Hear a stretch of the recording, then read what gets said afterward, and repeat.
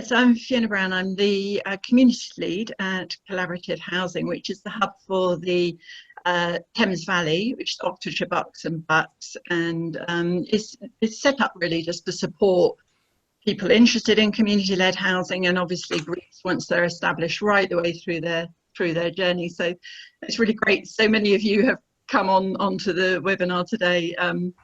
You know, a really good way of hopefully virtually meeting some of you out there.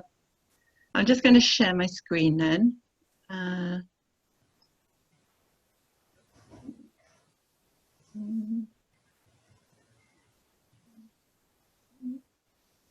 we go.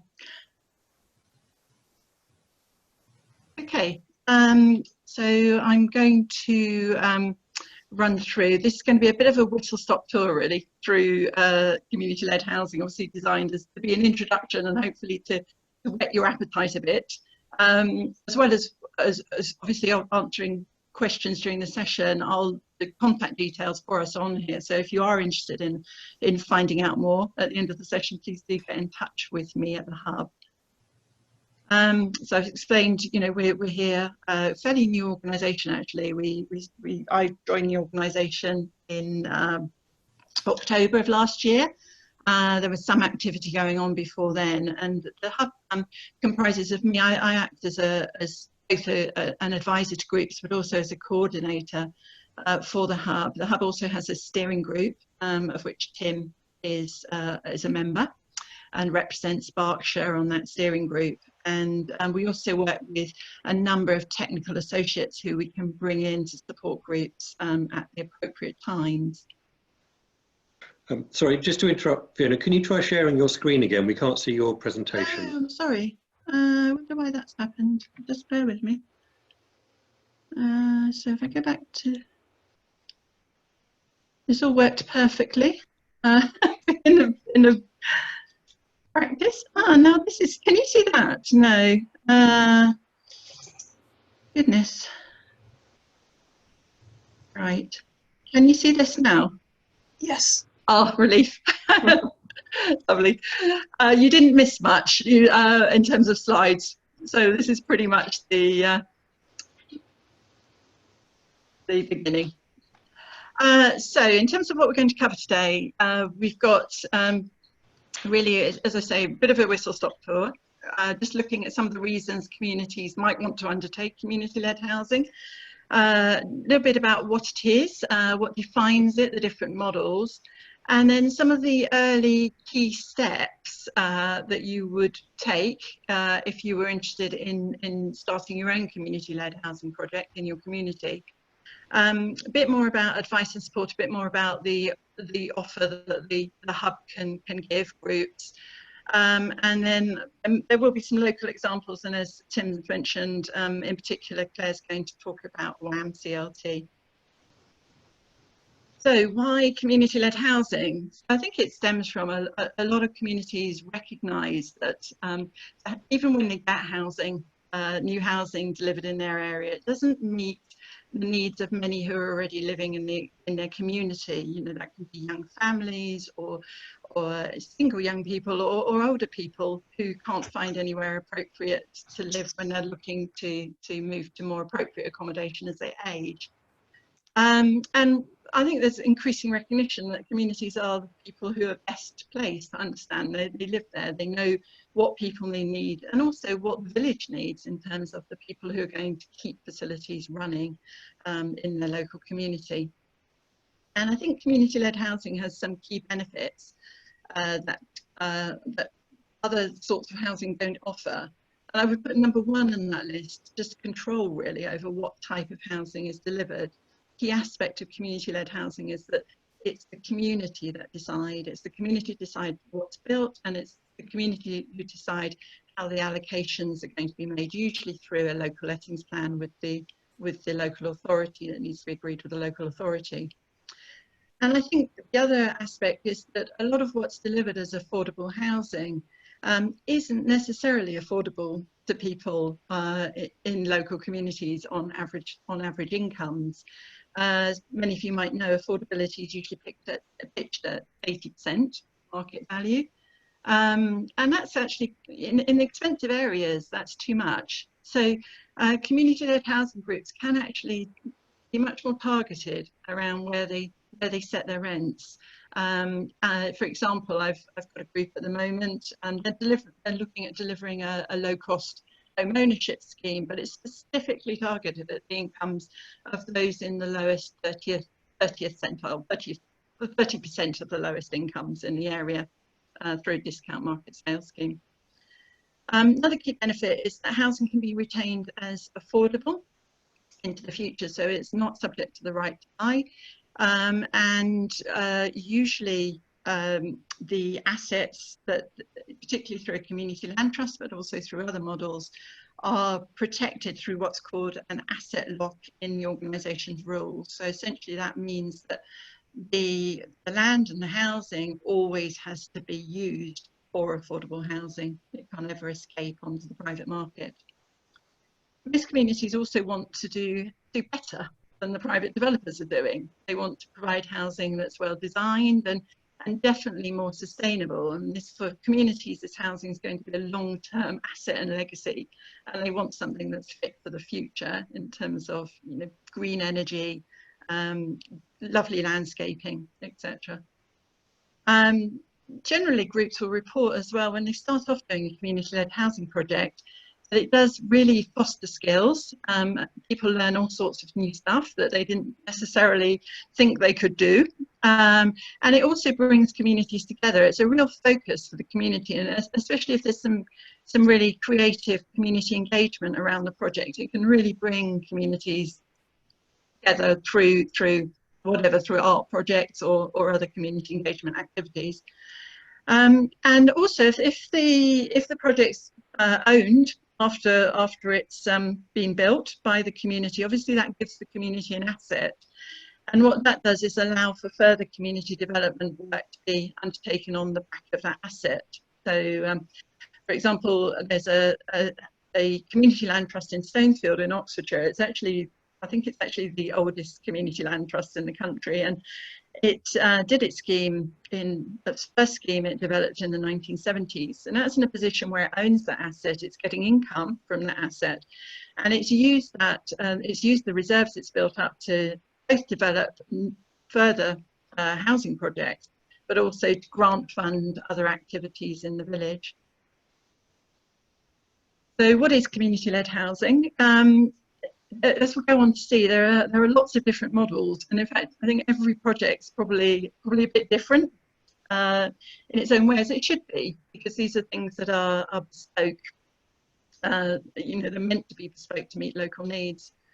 But there needs to be, I think there has to be some tests to really define what community-led housing is, and these are now the generally accepted definitions. So meaningful community engagement and consent happens throughout the process. And consent is a key word there. It goes beyond being listened to, that the community should be in control of the decisions. And that doesn't mean that the community does it all. Some do, but a lot of communities actually are really happy to hand over all of that process to a development partner, often a housing association, but sometimes other development partners. But the key thing is that they are the ones in control. They make the decisions. Next test really is that the local community has some long-term interest in the property. They may own it outright. They may simply manage it if another developer has led the process, and they end up managing the units, or they might have some sort of stewardship arrangement. For example, it's fairly common for community land trusts to lease the homes out on the long lease, to say a housing association, but they remain the stewards of those homes for the long term. And finally, the benefits to the local area are defined, which will be defined through the organisation's rules and mission statement, etc. But they're also, as we've discussed, they're legally protected in perpetuity, usually through an asset lock, or sometimes through charitable status. And then just looking at the various models, as I say, these are just models. They're often tweaked and they're often mixed, but they're quite a useful way of thinking about the possibilities, really. So community land trusts are probably the one that's gained most ground in this country so far. Community land trusts are organisations, they're usually run by volunteers who want to do something for their local community. So generally, or not always, the people who are running them won't always be residents and often aren't residents. They're also defined by having a wider membership than some of the other models. So usually a community land trust will seek to bring in members from the wider community, not just the residents, because there's a recognition that the project is for the community in the widest sense. So they'll have that wide membership. Housing cooperatives can be a variety of, there's a whole variety of models, from single shared houses through to whole estates. Most of them are what's known as fully mutual, and that means that all members have an equal say in how the housing is run. And they're often for rent, but they can be for home ownership, and mutual home ownership models are now gaining some traction, and they would be a form of cooperative housing. They're often used in co-housing, for example, but that is a form of cooperative housing as well. They were very prevalent in the 70s and 80s. So I know certainly in some areas, I mean, Milton Keynes would be a good example of where there are lots of housing cooperatives existing really from the 70s and 80s, and then it seemed to go out of fashion. A lot of them folded or were absorbed into small housing associations, but it's beginning to gain favour again in certain parts of the country. Not many in our area, apart from those historical ones in Milton Keynes, but certainly there are a couple in Oxford which are actually shared houses, and they came about where a group of people who all happened to be involved in some sort of social engagement activity were trying to make a difference in Oxford through various means. Came together, realised they couldn't afford to live in Oxford, set up a cooperative. So in that case, the cooperative as an organisation bought the house using a loan. The people that moved in were the shared owners of that cooperative. They pay rent, which pays off the loan. But the key thing is the rents are set by the cooperative. Obviously, the project needs to be viable, but they can be set at an affordable level. And crucially, the people who live in that cooperative all have complete control jointly over how that housing is managed and run. Co-housing schemes, again, probably only a handful of examples so far in the UK, but really gaining popularity now. And I think particularly during the recent COVID situation that we've been through, people are recognising there are better ways to live together in terms of neighbourliness. So co-housings, they're often called intentional communities. So it's where a group of people come together. They want to live to a certain extent, to share time and activities and often resources. So the schemes comprise of individual dwellings, fully self-contained dwellings, which are often a little bit smaller than people might normally be willing to accept, because they will also have a number of shared communal facilities, and they would usually be at least probably a dining room and kitchen where people can prepare and share meals together, maybe on a weekly basis. There will be also some guest rooms, some shared gardens. There might be things like laundrettes, work units as well for people to work out of. Self-help, it tends to be, they're quite often cooperatives as well, but they tend to be models where people are often in very difficult housing situations, look to find short life housing that's empty. So it's owned but empty. They can move in with the landowner's permission, do some basic work to make the property habitable, and they will live there during the agreed duration of the stay. And it's often been used as well by, there's been some housing associations and local authorities who've been interested in self-help housing from the point of view of maybe helping with skills for young people. So they'll get a group of young people together who have housing needs, but also perhaps aren't really engaged in educational training, and can actually learn construction skills as well as part of the project. And then self-build, which I would say self-build is really a means to developing one of these other initiatives, but can be community-led if it meets the tests we've talked about. And again, number of examples going on, and in particular in the Berkshire area, Wokingham, I know, are doing an interesting scheme on a piece of land there, where they're looking to work with self-builders, both for private sale and for shared ownership, to both co-design the scheme and also at least for the shared ownership, to take part in the finishing off of their units. And so that would be a good example of where there's a community-led element to that project. And as I say, those models are not set, and groups will, I think groups starting off with a vision for what they want to achieve will gravitate towards the model that best suits their needs, and tweak that to suit their needs. How does all this happen? This is a chart that's quite commonly used now in the sector, which is just quite useful for groups just visualising the journey. And you'll see the group is actually outside of the journey, because actually it encompasses, is involved and encompasses all the elements of the journey. And I think it could be quite a useful model, because whatever kind of housing you're delivering, you have to go through each of these stages. You know, so every group goes through this process at some point. And these processes overlap, and people go back and forwards through the process as well. But it's quite useful for groups to be thinking ahead as well, because you see these sections, they're not discrete, they overlap. So as you're thinking about a site, you obviously need to be thinking about the planning, and as you're thinking about the planning, you need to be thinking about the building. So it helps groups think ahead a little bit. But in terms of delivering community-led housing, I think it's recognised you need 4 things, and that's people. Community-led housing is definitely people-powered.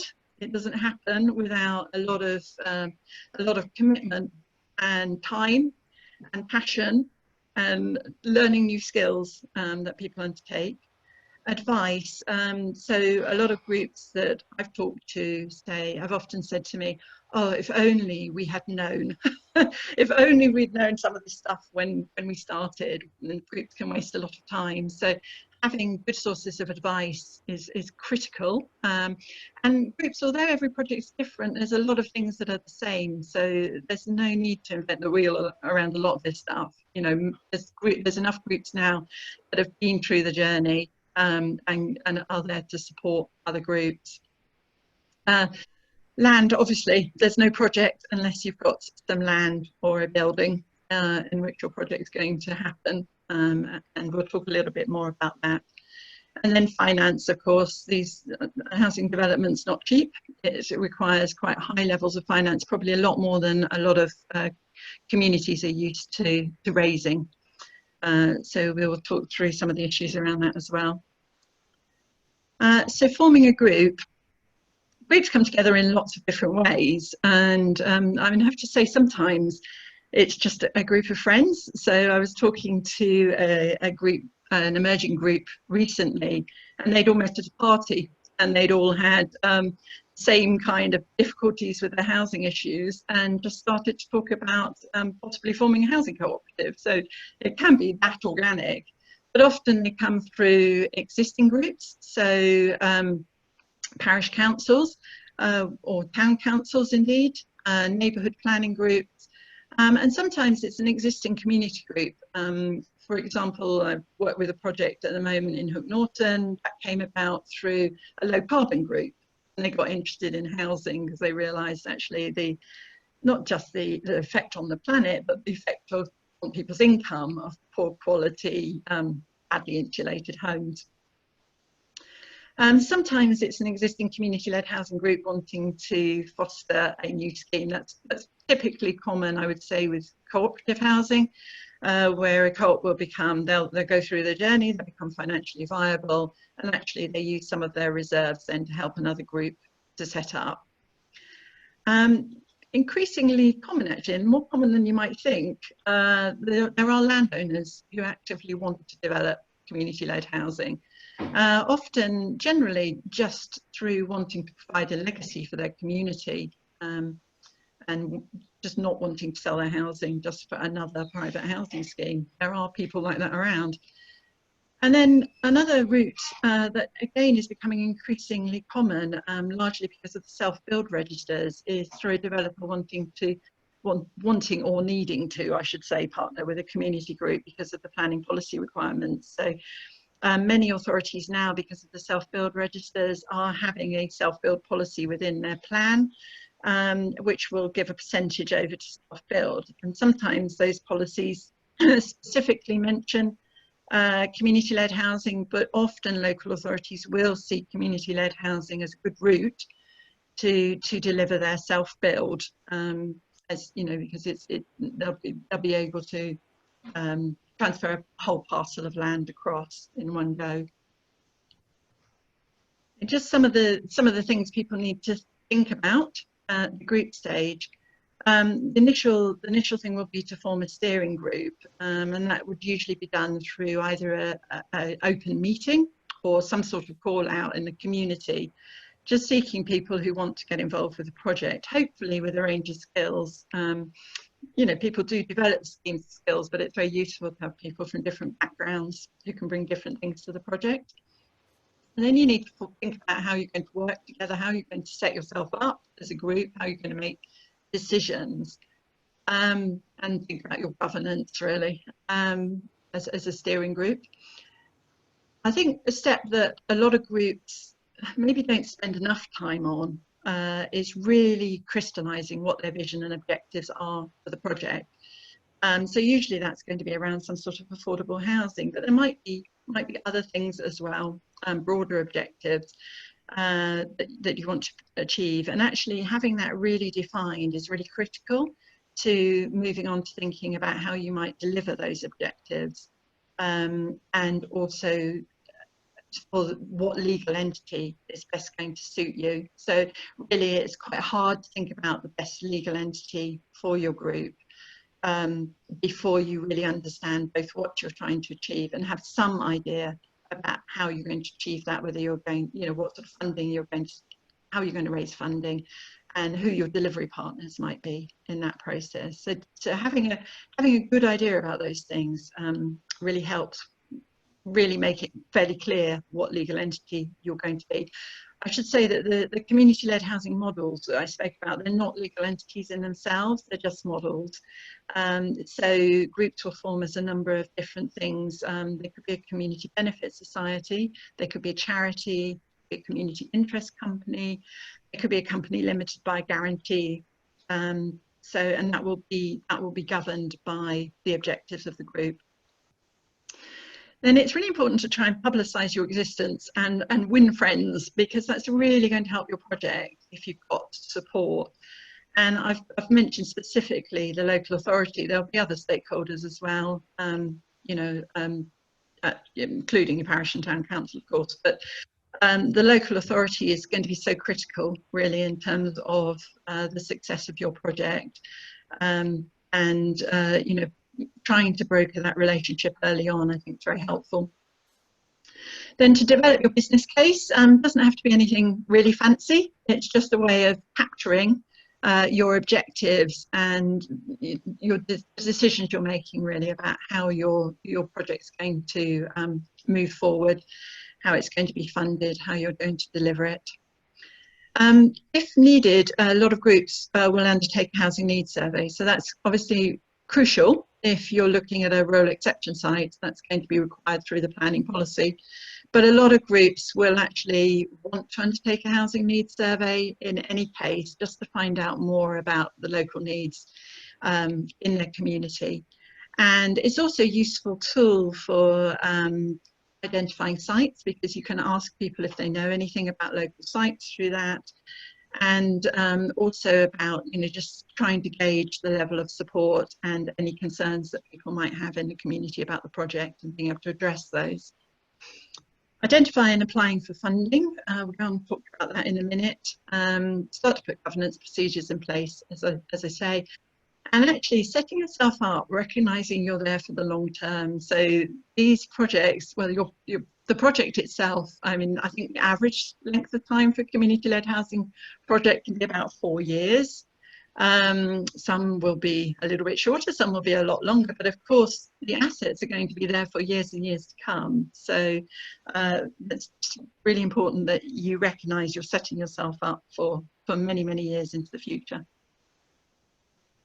In terms of funding, we've had a very good time in the community-led housing funding sector with funding lately, because of the community-led housing fund that was administered through Homes England, and that fund was designed specifically for community groups, and it included startup funding, just for getting your group going and doing some community engagement, doing your housing needs survey, things like that.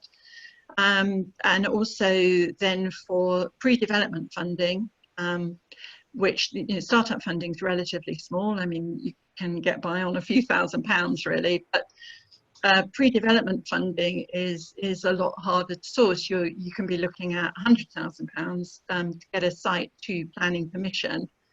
And obviously all that funding is at risk, because until you've got your planning permission, that's not going to, that funding is going to go nowhere.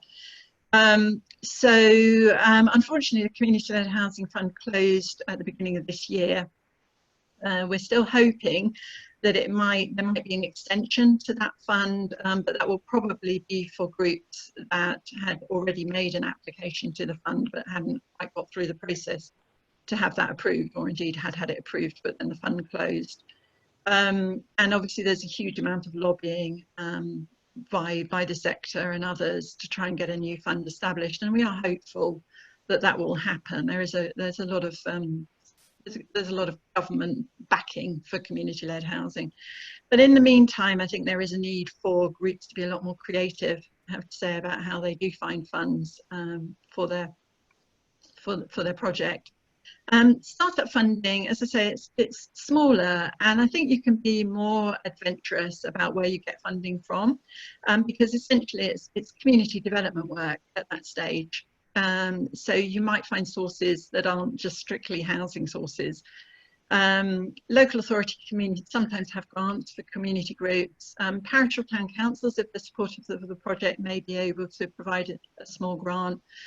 Other charities, local charities, actually some groups fundraise themselves as well. They actually do fundraising activities to help their coffers at this stage.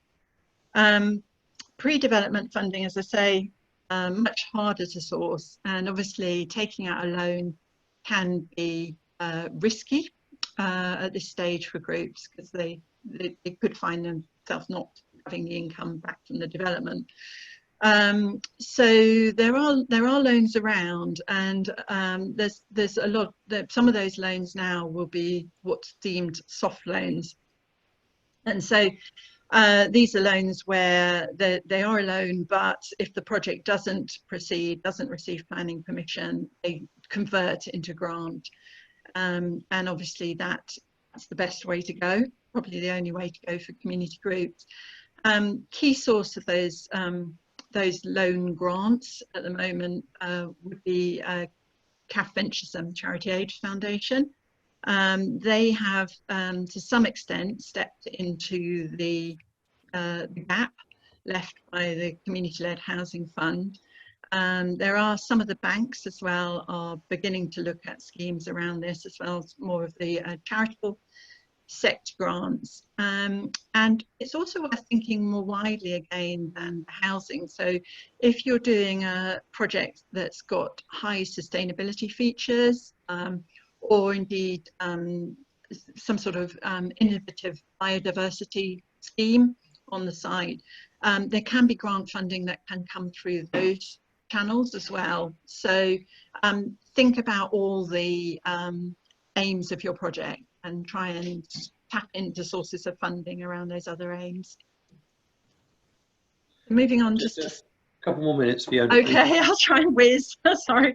So finding a site, really difficult, as many of you will probably know. So just looking at some of the routes through, private landowners, definitely, often identified through local knowledge. It is worth talking to land agents as well, because they'll have a huge wealth of information, may know sites that other developers just aren't interested in at the moment. Definitely includes rural exception sites, which obviously have the advantage of the land already being discounted because they can only be brought forward as affordable housing. Possibly housing associations. It's worth talking to, especially local housing associations in your area. Talk to public authorities, town and parish councils. They will know a lot about sites in their area. They might be willing to talk to you about sites that might be suitable for community-led housing in particular. The institutional landowners own huge swathes of land, haven't been very easy to engage with, but that's beginning to change. And they're beginning to start to talk to us as the hub, for example, about how they can use their assets for social impact, where that's in line with their mission. And then, as I've already spoken through, this planning requirement for percentage for self-build. A little bit of some tips around finding a site, brief, and some of the things that you're going to need to think about as you are looking for a site. You're going to need some funding to undertake some early appraisal work, to get evaluation and to get some pre-application advice. A little bit of, so that's our details for you to get in touch with us, and also the national networks, depending what sort of project that you are looking to proceed with. Community-led homes, I'd highly recommend as a starting point for any research. They've got a wealth of resources on there. And some of the bodies representing the different types of community-led housing also offer other services such as insurance, liability insurance, and incorporation, help with incorporation as a legal body. And a bit about our services. This is an example of different things that we can help groups with through the process. And certainly if you want to find out a little bit more about how we can help, as I said, please do get in touch with us. Thank you very much. Thank you very much, Fiona. We've got some questions that I'd just like to run through for you. The first one is just asking for, when we send out the slides after the session, perhaps a source of where we can find brief explanations or definitions of the different types of housing that you mentioned in your slides. Yeah, so I think, again, the websites I pointed you to at the end of the presentation, I think they will all, particularly the ones obviously like the Community Land Trust Network, will have very clear definitions there about, and examples, lots of examples of different projects around community land trusts. Okay, thank you. Someone's asked about the name of the site in Wokingham, which is the subject of the self-build project. I don't think it's in the public domain yet. I think not. The council will be, I understand, advertising that opportunity in the near future. So. Okay, but there should be a link on Wokingham Borough Council's website where people could register their interest. Yes, yeah, and one of the critical things for that project would be to register on the self-build register as well for that. So, okay. So you will see the link to the self-build register from there. So that would be a good starting point, and that would be one of the key ways they'll advertise the project. So if people register on that, then they'll hear direct from Wokingham about that and any other opportunities. They will. Yes, they will. Okay. Yes. Do you know anything about Passive House? Can you mention just a bit about that? What the advantages or disadvantages might be? Yeah. So I know a little bit. Passive House is really what it essentially means is that the house doesn't doesn't need additional energy. So a lot of the energy will come from the participants, and so your energy costs are very low. So the house is very well insulated, and it will usually have something like a mechanical ventilation heating system, whereby the heat that's created through the occupation of the house is reabsorbed back into the house. So a lot of groups are very interested in this. It's quite linked to modular housing, modular methods of construction. So off-site construction is a fairly easier way, I would say, to create passive house. It also can be built in through the design process. And I think one thing I'd say is that passive house principles, a lot of groups are interested in trying to absorb the principles of passive house into their design and build of their projects, but you don't necessarily have to go down the certification route, which is a lot more expensive. So I think it's possible to do passive house reasonable cost, as long as you're not looking for certification on that. Okay, thank you very much. Can you say a bit more about rural exception sites? I suppose what the definition is, what would make a site eligible to be a rural exception site?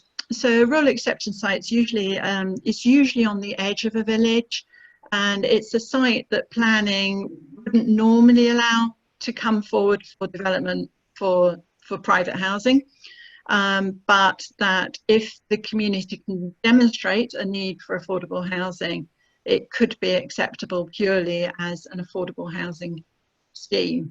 A lot of authorities might allow a little bit of market housing, but only to cross-subsidise the affordable housing. So it needs to be demonstrated that that's just to make the site viable. And it needs to be backed up by a housing needs survey, would be the usual way of actually being able to identify the housing need. Okay. All right, thank you. And then just finally, do you have any examples that you can share about town and parish councils being involved in community-led housing, initially the more participating? So the example that immediately comes to mind would be Tame. That grew out of the town council recognising the need for affordable housing in Tame. And actually that's quite a good project to look at, because what's happened there is, in fact, the project's become a partnership between Tame Town Council and Tame Community Land Trust, and that's given a lot of benefit. They not only provided some grant and loans for the pre-development stage, but they're also willing to provide the powers that they have available to them as a town council towards the Community Land Trust project. So that partnership's actually proving very fruitful. Okay, thank you very much. And then just one quick final question. Do all the models enable the community to retain control over who can live in the houses? So yes, to an extent. So certainly with a community land trust, the local authority will obviously, through the planning process, want to have a say in how those houses are allocated.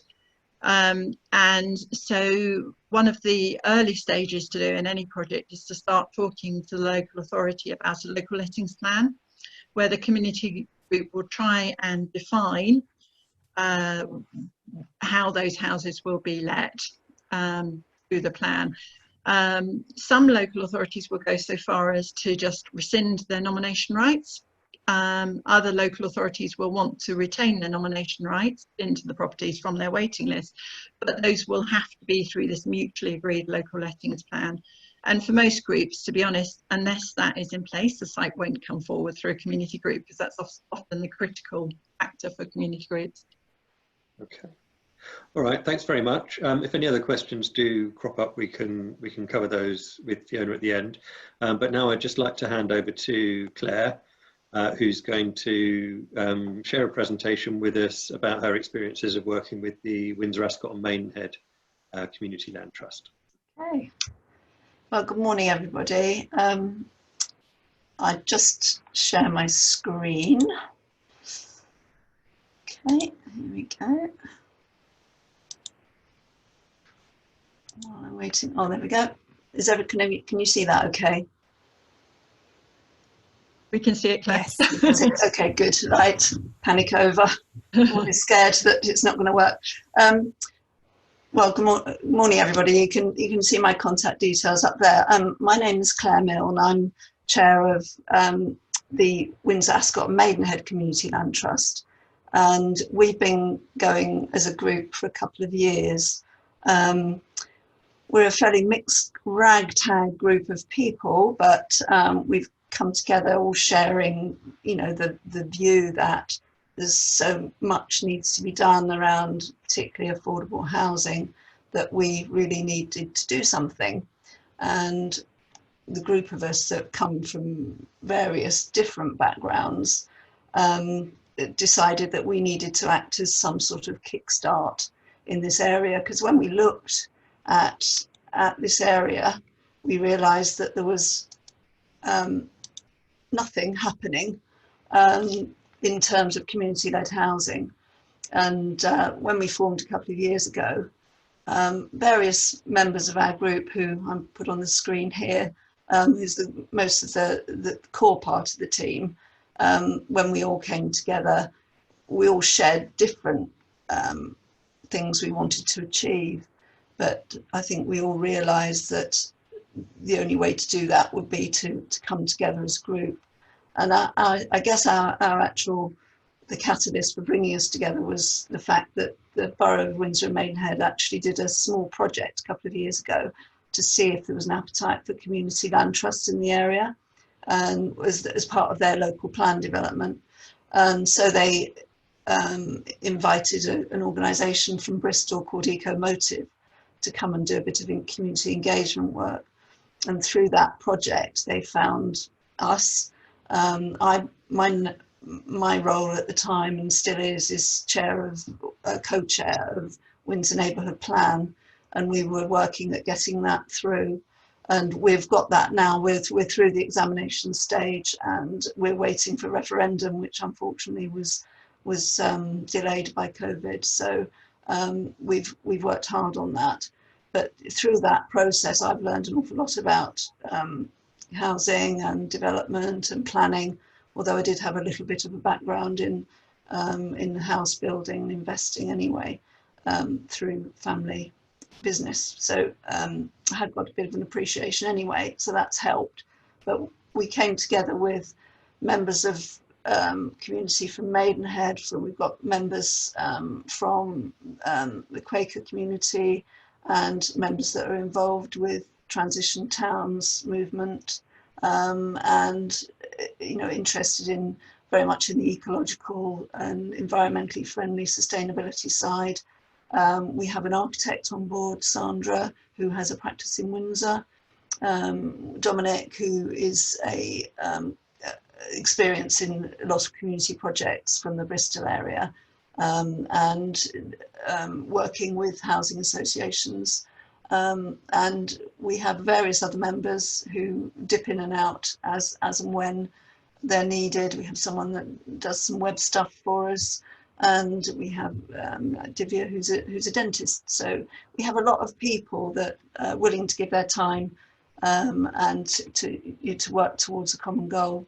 And so we've got other people as well that dip in and out. So let's move forward. What we were inspired by, I think, early on in this process, I went to a few seminars and training sessions and learned very quickly about what's going on elsewhere in the country. And if you're looking for some inspiration, I'd suggest you go and look on some of these websites, which are well ahead of this area, I think, in terms of their progress. If you look at the Wessex Community Assets or Wessex CLT project, they have lots and lots of projects all going on all around Dorset, Devon, Somerset, and also Cornwall CLT has got a lot of successful projects, and they're mostly come about through a partnership between boroughs, parishes and community groups. So and they're really successful in developing groups of community-led housing for the local people, to keep them in local areas. And we all know rural areas have a particular problem, especially in places like Devon and Cornwall, in affordability. And there's also success stories, places like Leeds, where, you know, this is just one example I picked off the Community-Led Homes website, which is, you know, an inspiration of development of 20 homes with communal space, and all those sorts of things that people want to see from where they live, that they don't always get with commercial developers. So there's lots of inspirational stories out there, and there's lots from around the world as well. I looked at one in Melbourne, Australia. There's ones in Zurich, there's ones in Germany, all over the world of people, and the States as well, all around the world, people are using this sort of model. So there's a lot that you can see to inspire you. There's a lot of problems, though. I would say it's difficult doing this, pulling this sort of thing together. It's quite a management task, really. You need a common vision, as Fiona quite rightly said, and for us that's proved quite difficult to get to, because we all have different ideas of really what we wanted. But what we did share was the idea that we actually wanted to you know, to make a difference with affordability. And I just click forward to one of my slides. The affordability and environmental sustainability was very important for our members.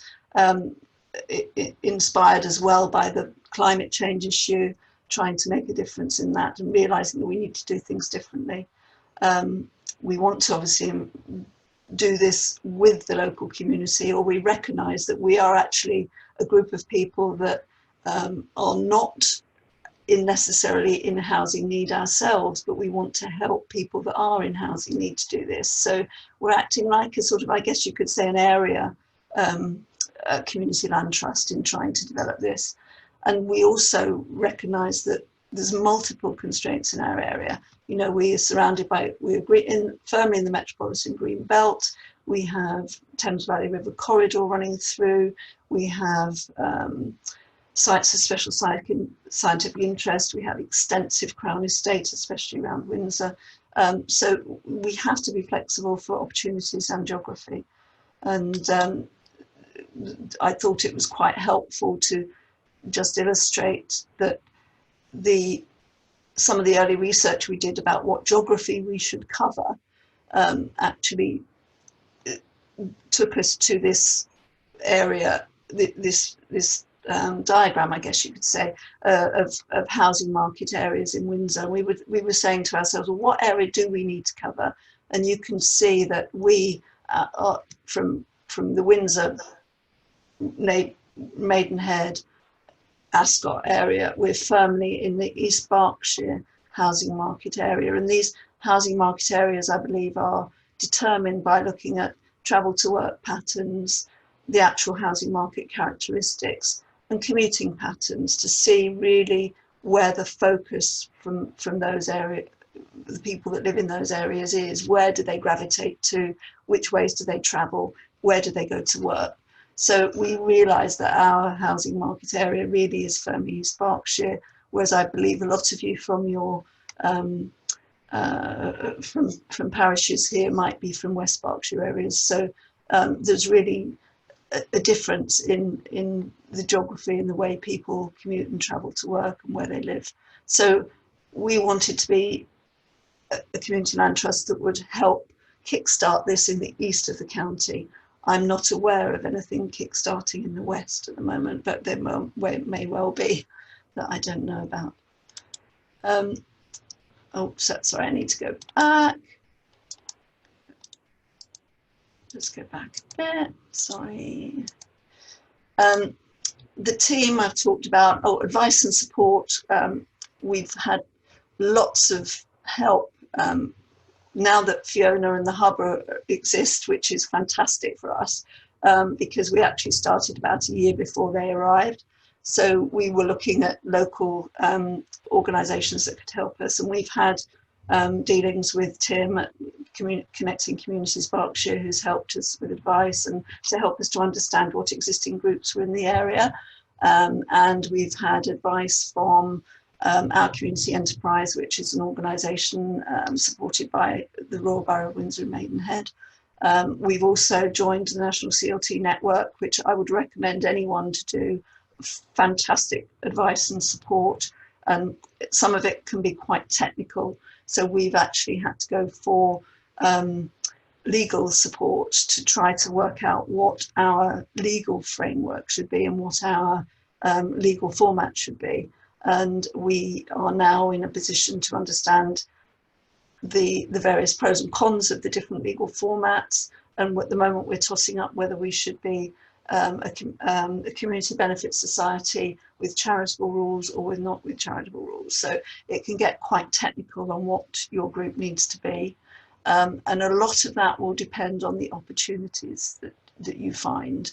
And our early analysis and what Ecomotive pointed us to was that the main opportunities around our area are for rural exception sites. And we know that one or two of the neighbourhood plan groups were looking at nominating rural exception sites in the Royal Borough and self-build. But what I would now add to that, we've found from talking to Fiona and the Hub and what people are doing elsewhere, that redevelopment opportunities of existing buildings like the cooperative housing development that Fiona was talking about in Oxford. And also I would suggest now with COVID that there's going to be opportunities in commercial buildings where perhaps employers will decide that they no longer need the large commercial buildings that they have, and that might create opportunities for community housing that weren't there before. So that's, personally, we've been mostly looking at rural exception sites, and at the moment we are discussing in quite detail with a landowner about a possibility for a rural exception site. And Fiona and the Hub have very kindly done for nothing a feasibility on that, quite in-depth feasibility on what might work on that particular site that we're looking at. So, you know, we are sort of getting to the stage where we might be able to start to proceed with a project. But some of this is a bit chicken and egg. We've been holding off in becoming a incorporated legal body because we weren't sure on what progress, where we were going to be with the sites that we were looking at. So in a way, you know, you need to tailor your legal, in our case, we're tailoring our legal format to a particular site and hanging off until we were sure on what that site might be. We had been advised by Charlie Fisher and the Hub from Oxford CLT that we ought to be careful about not incorporating too soon, because if you do, then you might have to make changes and that can be quite costly. So we've been hanging off on the incorporation, although many of us would love to sort of get going with it. It's quite tempting to want to jump in, but we're hanging off until we're sure on where we are with that. And part of that is financial. We are very limited in our financial resources. We got an initial grant from the National Community Land Trust of £3,000, and that's been seeing us through for this couple of years with admin costs and that sort of thing. Volunteers have all been giving their time for nothing. But we did actually put in, very, very frustratingly, we applied to the Community Housing Fund before it closed, and we were told that we were one of those that would be awarded funds, but then the money ran out. So we had applied for about £40,000 and left us in a very, very frustrating situation that we couldn't move ahead with that money. So we're looking for other sources of funds, but partly that's tied up to opportunities.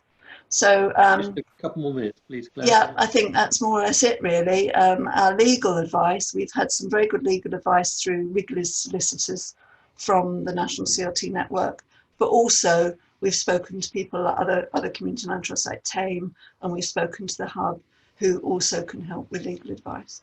So we're getting to the stage now where we actually need to employ a solicitor. So for our opportunity, we will probably need to sign an option agreement, and that will need some legal work doing. So we will need to find a bit of funds for that. So there we are. That's our experience so far. Happy to answer any questions if anybody has any. Sorry, it's a bit of a whip. Realise here we are at the end, where we are now. We're still talking, and we have community engagement to do and lots of things to do, but we want to be upping and doing. So anyway, happy to answer any questions. Claire, thank you very much for that really interesting presentation. Lots of helpful tips in there. I can't see any questions written into the Q&A panel, but if any of the participants with microphones would like to come in and ask a question verbally, please click your raise hand button, and Gemma will helpfully unmute you. Otherwise, feel free to type in a question into the Q&A panel. Or indeed, if anything occurs to you after the webinar is finished, once you've received the email from us with the presentations and other links in it, please feel free to drop us an email or contact Claire or Fiona directly if you've got any questions that you'd like to ask them. Can't see any more. Just give it a minute or two just to see if there are any other questions or any raised hands.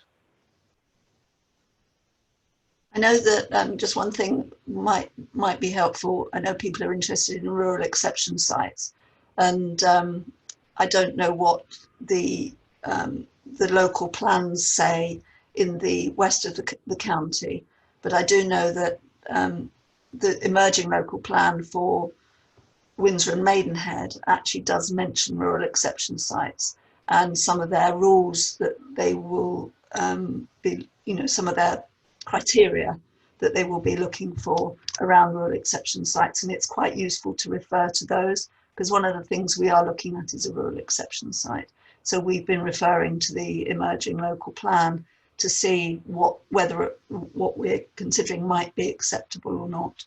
Okay. And, yeah, I think there are policies in that most of the local authorities have, and direct questions direct to the relevant planning authority. But I think it's making sure that your sites fulfill those criteria if that's what you're looking at. A question from Elizabeth, please.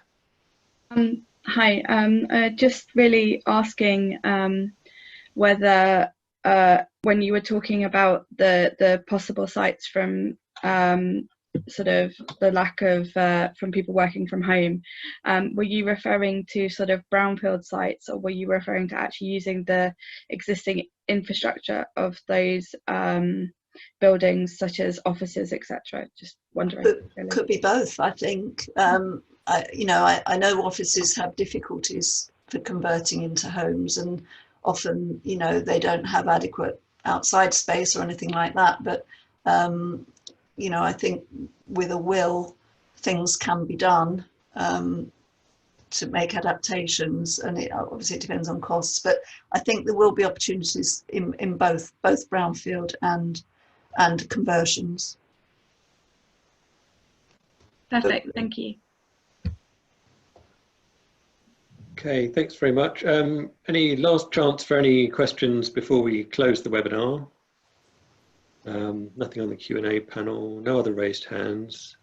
Okay, I think all that's left for me is to thank both Claire and Fiona very much for your presentations, for your time today. Very interesting presentations, and as I said, if you have any questions, having received those by email after the session, please do get in touch.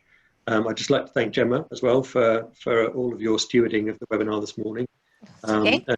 And thanks to Woking Borough Council's Adult Community Learning team that have provided us with some funding to run this. Just a final reminder, please